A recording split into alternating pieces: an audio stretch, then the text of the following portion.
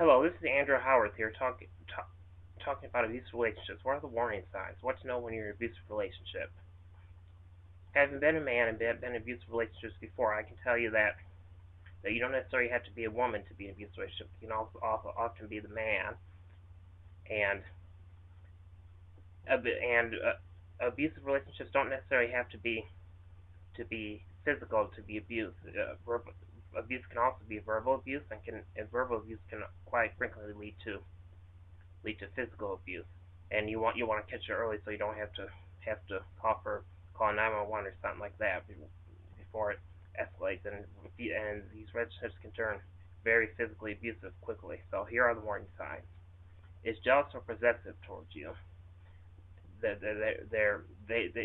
consider you more than they consider you more than a person. They consider you a piece of property or something, or they consider that that, that they're the only ones that can spend time with you, and that they keep you from interacting with your friends and family, and they're over demanding and very bossy. And when it gets to the point when they try to when this person tries to isolate you by cutting you off from your social contacts and friends, they want to know what you're doing every 24/7. They want to know who you're calling and what you're talking about. When they try to isolate you from perfectly good friendships with your social contacts, then that is definitely a major warning sign that you could be in an abusive relationship. And the next warning sign is violent or loses his or her temper quickly. Now, this is something you want to watch out for. Now, there's a lot of angry people out there, and who's to say everyone gets angry now and then? But when this person frequently turns violent and loses his temper over over little things like accidentally spilled water or beverage on the floor, then that might be a warning sign that this person might be an abusive person. Claims you are responsible for his or her emotional state. That's another important one. When they claim that you are responsible for his or her emotional state and won't take the responsibility for the way they're acting, this could be is considered a sign of codependency, so to speak.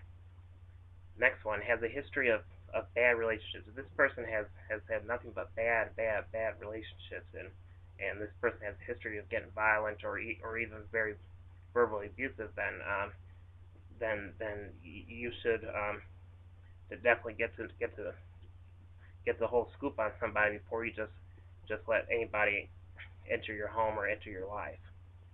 Frequently, if you find yourself frequently worrying about how this person will react to what you're doing, like you don't know what to say to them having without having them react negatively, and you fear that they'll get very angry and maybe physically violent or stuff you say, like what they're wearing, or make a nice comment about their hair or something that they don't like. But um, so you definitely need to be on the lookout for that.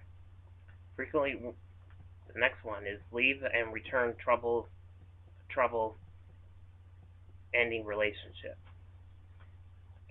If you find yourself frequently leaving and returning this person, and then going back and returning, going back and returning, that's not a real relationship. A real relationship should be a good one that lasts.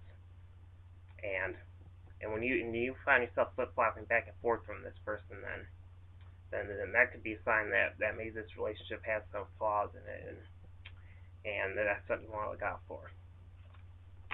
And now I'm going to tell you what questions you have to ask yourself about what this person is doing to know you're in a abusive relationship.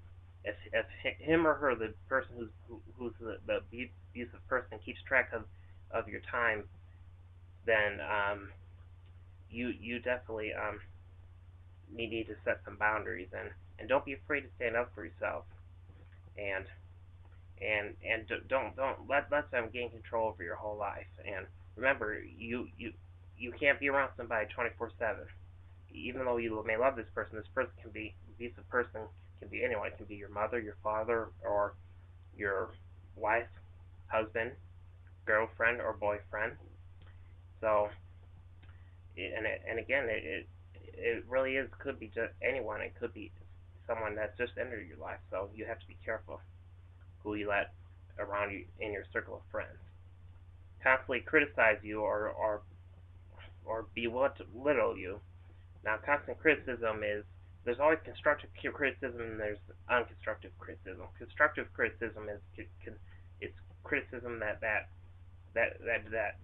doesn't use any foul language, that is helpful and doesn't put people down but encourages them and points out their weaknesses so they can do better in life. And there's nothing wrong with constructive criticism. It helps. It's definitely necessary for part of life. But when they constantly criticize you and they don't have anything good to say about you, then if all they constantly say is bad stuff about you and everything wrong you did and and and gets verbally abusive, then that's a sign that that this person is an abusive person.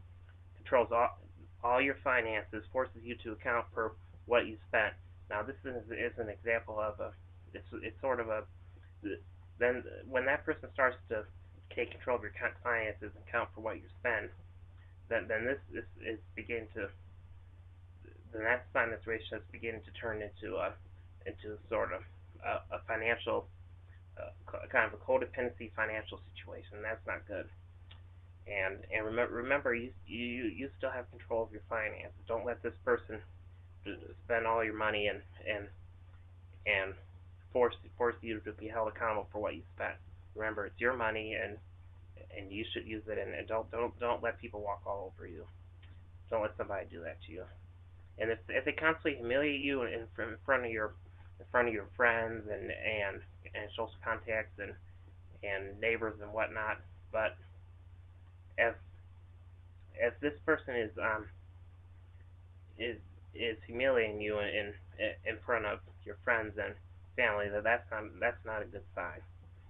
And you frequently find yourself embarrassed. If this happens on a frequent basis, then you need to call somebody.